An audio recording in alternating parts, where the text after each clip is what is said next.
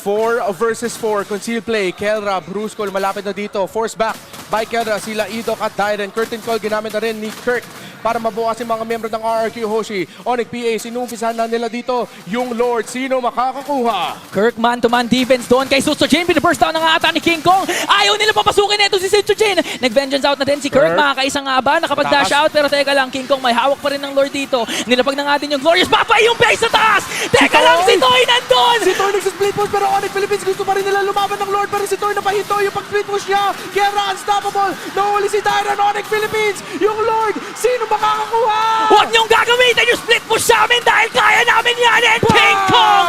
Kelra! The KK Connection! Ang nangibabaw! At Onyx Philippines, ramdam na nila, wipe out para sa kanila. Pero yung minion waves, malayo pa. Lord, aabot pa ang Onyx Philippines sa pagpanalo nila. 30 seconds bago pa lumabas si Dyren.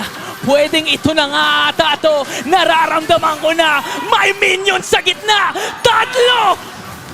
Tatlo ang sumubok. Pero iisa ang wakas. Tatlo ang pinabagsak dahil isa lang ang malakas. Bow down to the gods of MLBB! Onyx Philippines! Kahit anong entablado sa amin ang kampyonato noon, ngayon at magpakailanman, Pinas lang Malakas!